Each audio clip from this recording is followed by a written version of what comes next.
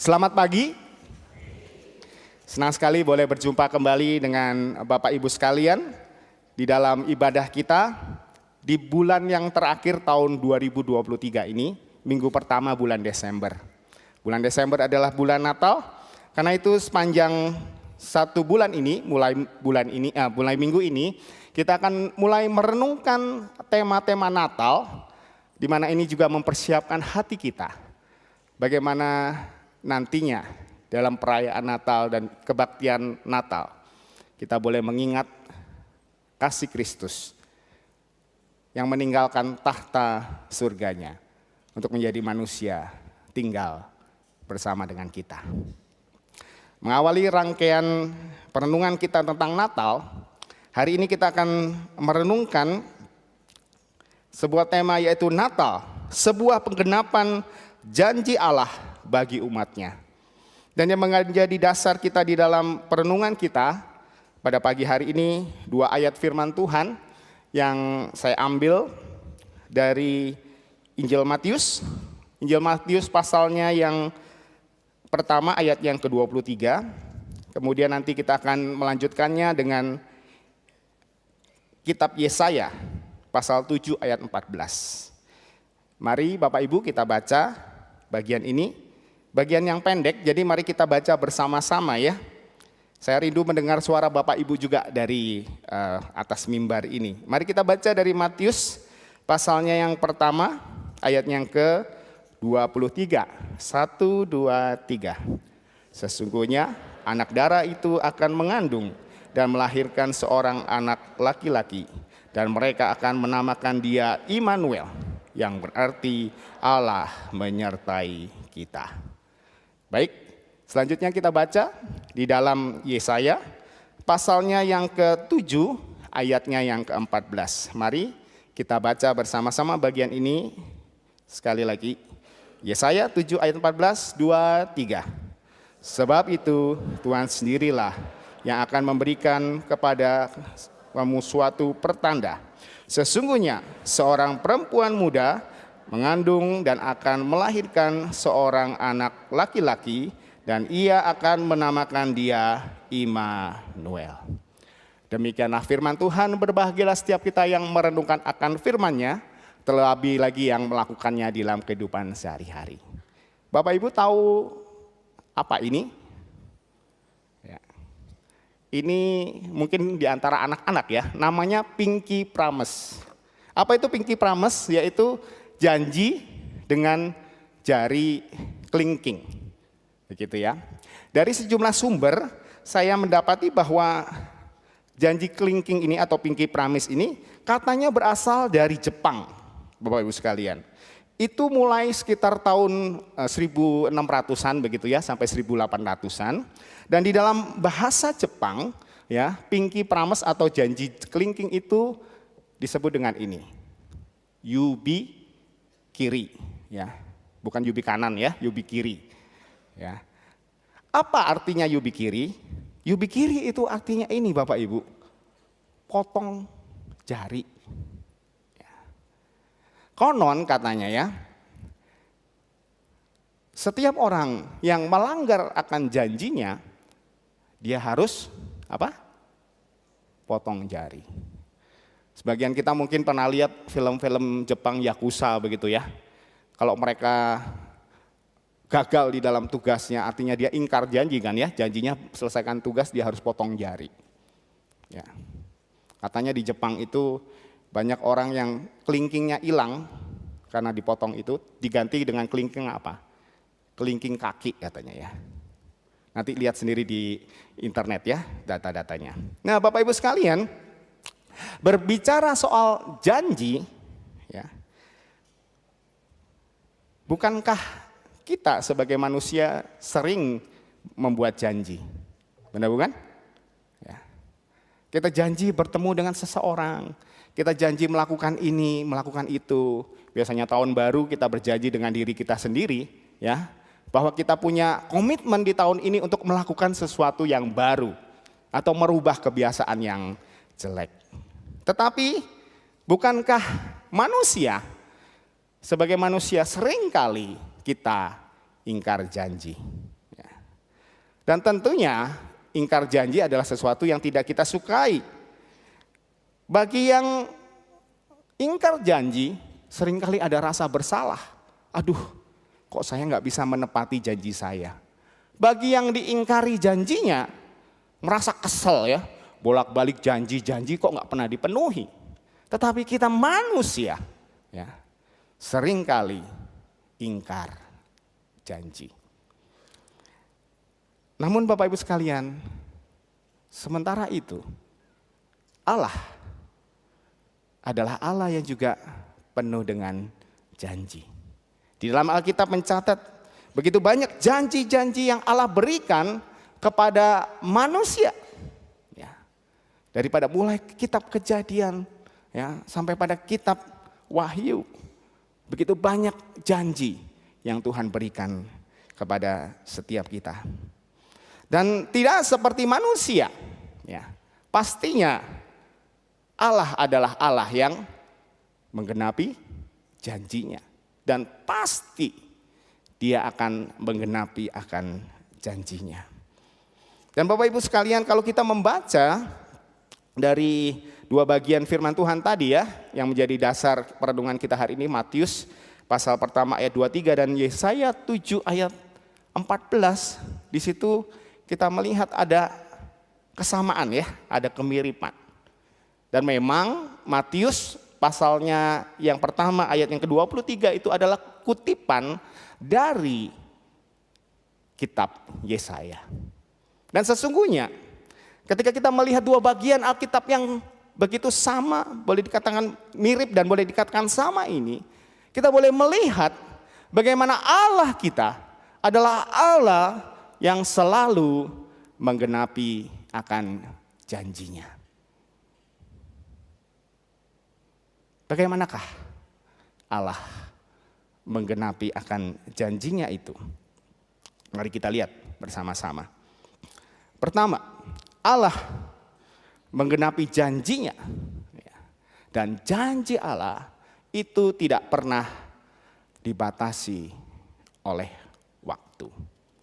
Bapak Ibu sekalian, kalau kita melihat ya dari kitab Yesaya, ketika Yesaya ditulis itu sekitar tahun 600-an sebelum Masehi begitu ya.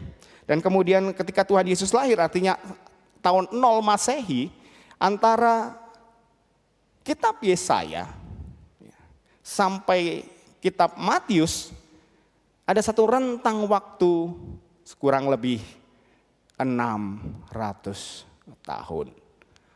Wow. Suatu rentang waktu yang cukup panjang bukan? Ya. Sudah berapa generasi yang melewati masa dari zaman Yesaya hingga pada Matius atau ketika Tuhan Yesus dilahirkan dan kemudian Matius mencatatnya di situ. Ada 600 tahun. Sebagian orang, bukan sebagian orang ya, semua orang yang lahir di zaman Yesaya, pastinya ketika Yesus lahir mereka sudah meninggal. Dan pastinya janji-janji yang diucapkan pada 600 tahun sebelumnya, pastinya sudah dilupakan oleh manusia yang lain. Kita sebagai manusia ya, seringkali lupa, benar bukan? Ya, di dalam waktu yang singkat kita bisa melupakan sesuatu. Entah mengapa, mungkin agak penuaan dini saya ya. Belakangan saya sering lupa Bapak Ibu. Ya. Saya ketemu dengan orang begitu ya, saya kenalan gitu ya. Namanya rada rumit gitu ya. Jadi saya lupa. Sorry tadi namanya siapa? Ya. Kadang saya ingat-ingat dulu ya, lagi ngobrol-ngobrol, lupa namanya. Manusia seringkali bisa lupa di waktu yang singkat. Tetapi kita bisa melihat bagaimana Allah sekalipun sudah melalui 600 tahun, melewati satu masa yang begitu lama, Allah tidak sekalipun melupakan akan janjinya. Allah tidak pernah ingkar janji. Dia selalu ingat akan janjinya. Bapak Ibu, saya tidak tahu di antara Bapak Ibu adakah yang sedang mendoakan sesuatu? Menggumulkan sesuatu sudah bertahun-tahun lamanya.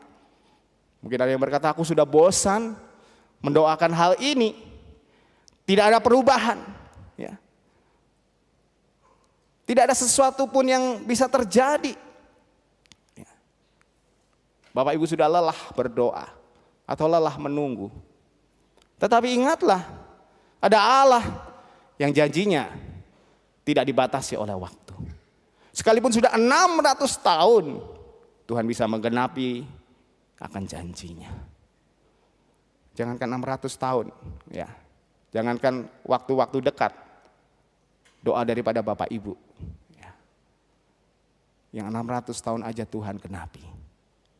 Mungkin ada sebagian yang Bapak Ibu mendoakan sesuatu hingga Bapak Ibu meninggalkan dunia ini, hal itu tidak terjadi. Tetapi ingatlah, Tuhan selalu menggenapi waktunya. Selalu mengenapi janjinya sesuai dengan waktu dan kehendaknya. Dan hal yang kedua, Bapak Ibu sekalian, bagaimana Allah bisa menggenapi akan janjinya. Di dalam bagian ini, Allah menggenapi janjinya dengan cara yang tidak terduga. Kalau kita bisa melihat di dalam kitab Yesaya dan juga di kitab Matius ini, ya, ada satu perkataan, ya, yang dituliskan. Di sini di kitab Yesaya dikatakan, sesungguhnya seorang perempuan muda mengandung. Ada kata perempuan muda di sana. Dan kemudian di dalam kitab Matius dikatakan, ya, sesungguhnya anak darah itu akan mengandung. Ya, ada kata anak darah di sana di dalam Matius 1 ayat 23. Bapak Ibu sekalian, kata perempuan muda dan anak darah ini mempunyai pengertian yang sama, yaitu pengertian seorang perempuan yang belum menikah. Ya. Dan di sini dikatakan perempuan muda, anak darah yang belum menikah itu dia mengandung. Ya. Pada zaman ini, ya, perempuan muda, ya, anak darah mah enggak ya, anak gadis mah enggak ya, yang mengandung sebelum menikah itu ada dan mungkin umum, mungkin ya, saya katakan mungkin umum. Tetapi pada zaman Tuhan Yesus dilahirkan, pada zaman Maria sedang mengandung, hal itu bukan hal yang lazim. Dan jika ada seorang perempuan yang mengandung sebelum dia menikah, bisa-bisa dia kehilangan nyawanya karena dianggap dia telah berzina. Oleh karena itulah, ya, Maria ketika mendengar berita daripada malaikat Tuhan, engkau akan mengandung, ya, langsung dia menjawab di dalam Lukas 1 ayat 34. Kata Maria kepada malaikat itu, bagaimana hal itu mungkin terjadi? Aku belum bersuami, aku belum menikah. Namun malaikat kemudian mengatakan, Roh Kudus akan turun atas engkau dan engkau akan mengandung. Bayi yang dikandung daripada Maria bukanlah hasil hubungan laki-laki dan perempuan, tetapi karya Roh Kudus di dalam kandungan Maria. Allah yang tidak terbatas itu membatasi dirinya di dalam kandungan Maria, menjalani proses sebagai seorang janin di dalam kandungan perempuan muda itu. Hal yang mungkin sulit dipahami dan dimengerti oleh orang lain, ya, orang pada umumnya. Namun itulah yang Tuhan lakukan. Dia menepati janjinya dengan cara yang tidak terduga, dengan cara yang tidak dipikirkan oleh manusia sebelumnya. Dan bagi manusia itu mustahil, tidak mustahil bagi Allah. Setiap kali berbicara soal karya Allah yang tidak mustahil atau tidak terduga, khususnya di dalam perayaan Natal, mengingatkan saya, izinkan saya menceritakan pengalaman hidup saya, mengingatkan saya kurang lebih 25 tahun yang lalu, tahun 98 ya, 1998 saya masih pemuda waktu itu, dan di hari Natal pemuda tahun itu, saya dipercaya untuk menjadi si acara, begitu ya. Nah setelah berdiskusi dengan rekan-rekan gitu ya, saya berpikir acara apa yang bisa kami siapkan untuk perayaan Natal Pemuda pada tahun itu. Saya berpikir-pikir kalau kita bikin film pendek gimana ya? Zaman itu film pendek belum lazim dan belum semudah zaman sekarang Bapak Ibu. Pakai HP sekarang sudah bisa ya rekam ya. Zaman itu tidak semudah itu. Dan tentunya kalau mau bikin film pendek perlu LCD proyektor.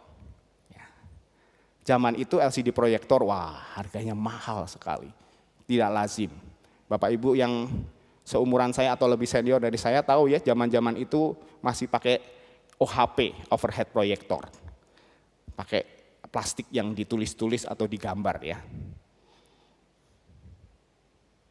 Seorang rekan mengatakan kepada saya, tenang Don, ya, saya akan bantu kamu. Saya punya teman yang bisa meminjamkan sebuah proyektor. Wah, asik saya pikir ya. Sebagai seorang muda, wah, kreativitas saya tumbuh dan saya mulai ya menyiapkan acara. Saya ajak rekan-rekan saya, ayo ya kita syuting begitu ya. Nah, walaupun nggak pernah ngerti gimana itu syuting, pokoknya lakukan saja. Edit sendiri begitu ya. Dan kami mempersiapkan acara itu. Teman saya bilang, jadi nggak itu filmnya? Tenang aja, pokoknya saya lakukan gitu ya. Dan kira-kira seminggu sebelum acara Natal itu dilakukan, teman yang menjanjikan LCD itu datang kepada saya dan berkata, sorry, nggak bisa dipinjem. Pas hari H itu kita mau acara, LCD-nya dipakai buat kegiatan yang lain. Waduh, kami tim acara jadi pusing ya. Gimana ini? Seorang teman yang lain, sudahlah kita ganti aja ya, main drama langsung aja. Tetapi saya berkata, yuk kita doa dulu yuk. Kita doa sama Tuhan. Apakah kita memang boleh ya tetap menjalankan acara seperti yang kita rencanakan sebelumnya. Kita doa dulu, kita mohon Tuhan kasih hikmat. Maka di dalam waktu seminggu itu kami pun mulai mencari-cari ya orang yang bisa meminjamkan LCD proyektor. Ada seorang teman ya, saudaranya majelis di sebuah gereja yang cukup besar ya di kota Surabaya. Saya ada di Malang. Dia bilang, oh ada LCD ya, cuma nggak bisa dipinjam. Kenapa? LCD-nya digantung ya. Gak mungkin dibongkar, gak mungkin dibawa ke kota Malang. Ayo kita coba sewa yuk.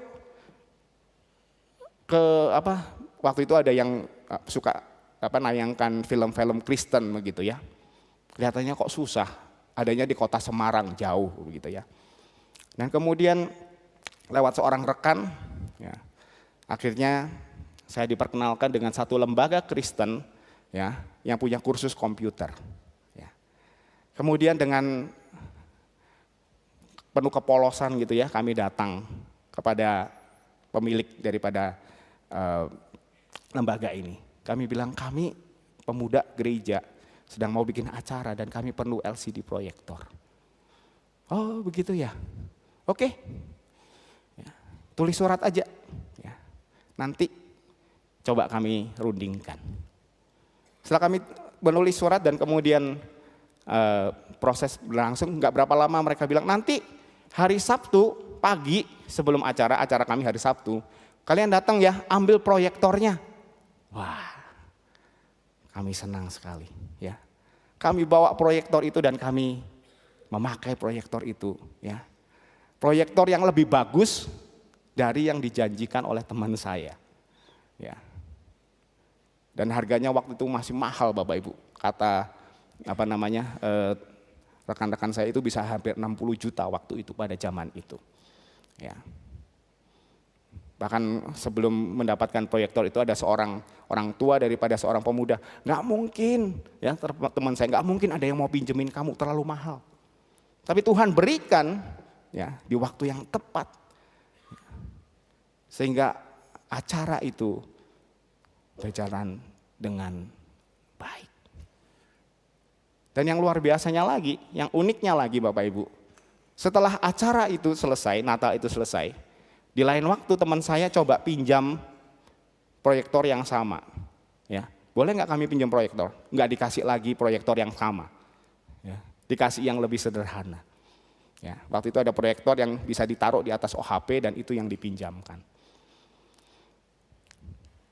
Pengalaman ini mengingatkan saya, kadang Tuhan bekerja dengan cara yang tidak terduga.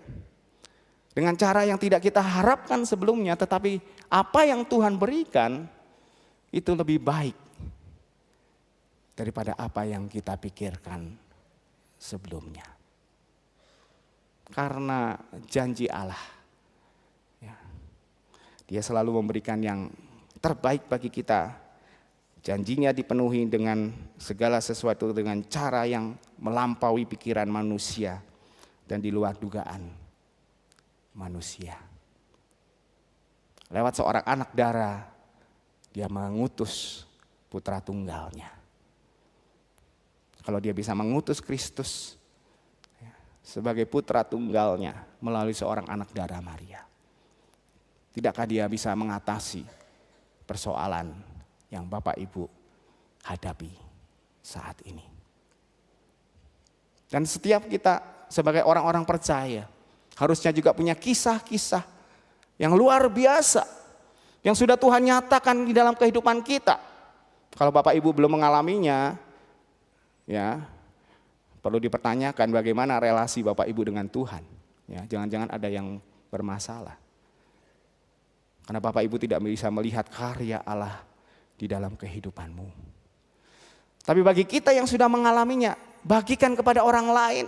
Ya, nyatakan itu. Bukan untuk menunjukkan kehebatan kita, tetapi karena kita memiliki Allah yang luar biasa, Allah yang hebat, yang melampaui akan segala pikiran dan juga melampaui segala akal budi kita. Janji Allah dipenuhi dengan cara yang tidak terduga. Dan hal berikutnya, bagaimana Allah menggenapi akan janjinya. Janji Allah itu digenapi dengan penyertaan daripadanya. Allah menggenapi janjinya dengan penyertaannya. Kalau kita baca di dalam Yesaya dan juga di dalam Matius tadi, ya, di situ dikatakan, ya, sesungguhnya di dalam Yesaya, sesungguhnya seorang perempuan muda akan mengandung dan akan melahirkan seorang anak laki-laki dan ia akan menamakan dia Immanuel. Dan kemudian di dalam Matius juga mereka akan menamakan dia Immanuel yang artinya Allah menyertai kita. Janji Allah itu digenapi dengan hadirnya Sang Immanuel. Wah, maaf ini ya, saya nggak nyangka ini ada suaranya. Maaf Bapak Ibu ya. Tapi nggak apa-apa lah ya, supaya yang ngantuk bangun ya. Ini saya copy dari file saya, biasa ngajar sekolah minggu gitu ya. Maklum dulu saya ini ya pembina sekolah minggu. Nah Bapak Ibu sekalian, Immanuel itu dari bahasa Ibrani. Im, ya, itu artinya adalah beserta.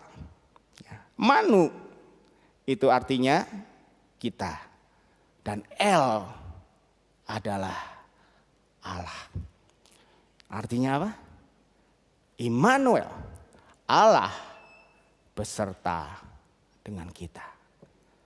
Kelahiran Kristus sesungguhnya menunjukkan bahwa Allah yang ada di surga itu, yang terasa jauh daripada ciptaannya, Dia hadir ke dunia. Dia menjadi sama seperti kita. Dia mengosongkan dirinya menjadi hamba untuk datang melakukan karya keselamatan bagi setiap kita. Dan itulah penyertaan daripada Allah. Immanuel, Allah beserta kita. Dan Yesuslah Allah yang beserta dengan kita. Dan karena Allah beserta dengan kita, dia hadir sebagai manusia di dunia ini. Ibrani pasal 4 ayat 15 mengatakan, sebab imam besar yang kita punya bukanlah imam besar yang tidak dapat turut merasakan kelemahan-lemahan kita. Sebaliknya sama dengan kita, ia telah dicobai, hanya tidak berbuat dosa. Tuhan Yesus bisa merasakan apa yang Bapak Ibu rasakan. Pergumulan-pergumulan yang kita alami di dalam dunia ini, itu bisa dirasakan oleh Tuhan kita. Karena dia pernah mengalaminya. Bahkan dia pernah dicobai. Namun Alkitab mengatakan dia tidak berdosa. Dan Allah yang demikianlah yang menjanjikan penyertaannya kepada setiap kita. Ketika Kristus setelah dia menunaikan tugasnya mati di atas kayu salib, dikuburkan dan bangkit di hari yang ketiga. Setelah 40 hari bersama dengan murid-muridnya, Tuhan Yesus bersiap diri kembali ke surga. Dan sebelum dia kembali ke surga, dia berkata, aku menyertai engkau hingga akhir zaman. Artinya, hingga saat ini, melalui Allah Roh Kudus, Allah bersama-sama dengan kita. Dia hadir di tengah-tengah kita. Dia menyertai akan kehidupan kita. Pertanyaannya Bapak Ibu sekalian, adakah kita merasakan Tuhan hadir beserta dengan kita? Kalau kita tidak bisa merasakan akan kehadiran Allah, kalau kita tidak bisa merasakan akan penyertaan dari Allah, berhati-hatilah, ada sesuatu yang salah dengan kehidupan kita. Datanglah kepada Dia, Allah yang selalu mengenapi akan janjinya. Rasakan hadiratnya di dalam kehidupan kita sehari-hari. Minggu ini kita memasuki Minggu Advent pertama. Penatua Suseno tadi memulai kebaktian dengan membacakan sebuah ayat dari Yesaya dan menyalakan lilin berwarna ungu. Lilin ungu lambang dari sebuah pengharapan. Pengharapan untuk penggenapan daripada janji Allah atas seorang juru selamat, seorang Mesias yang sudah digenapi ketika Kristus datang ke dunia ini di dalam Natal. Namun demikian, lilin ungu tidak hanya mengingat akan kehadiran Kristus 2000 tahun yang lalu, tetapi mengingatkan kita ada satu pengharapan. Dia akan datang kembali menjemput setiap kita, orang-orang yang percaya kepadanya.